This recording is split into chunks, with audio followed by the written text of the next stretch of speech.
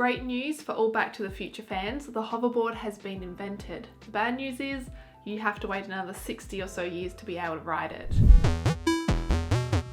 Venice 2089 is a casual adventure game by Safe Place Studio set in the severely impacted by global warming city of Venice, Italy. And if we're being honest, I saw the words hoverboard and I immediately thought futuristic Tony Hawk's.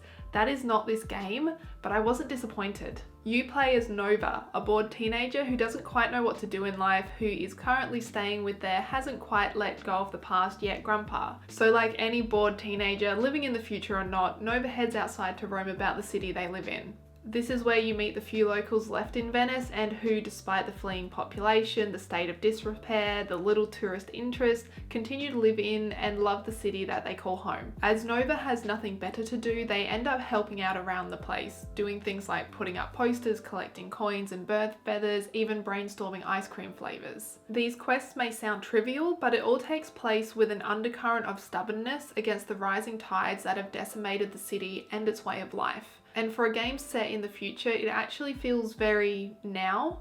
I think this is partly the meme humor that Grandpa is always referring to, which I think I understood one reference and it was a Star Wars reference, but mostly it's because climate change is the reason that the city of Venice has been so impacted. This is referenced a lot in the story and dialogue, but in the game mechanics as well. There are tidal cycles that rise and fall across the course of the game, and it actually impacts the way that you can explore Venice from Nova's hoverboard by changing the pathways you can take as you complete the different tasks. I ended up getting lost very quickly despite the impression I got that the map actually isn't very large. This is because though the game is 2D, as in Nova is riding back and forth their hoverboard like it's a stage, the map is 3D. And as you turn corners, the entire camera pivots, kind of like that old maze screensaver from Windows 95. I was okay for the first few turns as I was staying on the outside of the map, but as soon as I started exploring internal areas and alleyways, I was very quickly lost and I didn't know where I was, how I got there, or how I was going to get back there if I needed to.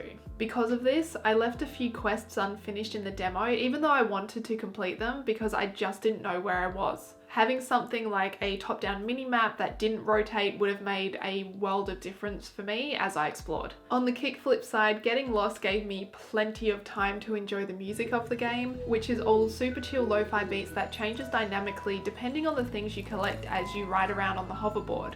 The moment I realized this, I was so excited. And then I spent a fair bit of time going back and forth picking up different things, trying to figure out exactly what triggered what change. I love this idea that the way Nova interacts with their world impacts the music that we hear as a player, and I was thrilled to find out that this concept has been developed even further recently. The unique art style stands out and is actually one of the things that drew me to the game initially. It's got this kind of hodgepodge cartoon attitude where half the lines are at quirky angles, and there's this mix of bright colors that pops out against the subtle color palette of the backgrounds. It looks great, and seeing all the visually different areas of the city made getting lost a little worth it as well. The quirky angles were even animated into the dialogue boxes, which I thought looked really cute, but I did end up finding the animation loop a bit distracting while trying to read the text because of the big movements of the loop. Venice 2089 is not the game I expected, but I appreciated the way it balanced casual relaxation against a sense of purpose. After completing the demo, the importance of how we treat the planet now really stood out to me. I liked the chilled out music as I rode about on the hoverboard and meeting the people who lived in the city and learning their stories. If that sounds like something you're into, I recommend checking it out for yourself. There's also a landing page for a Kickstarter if you would like to pre-save that.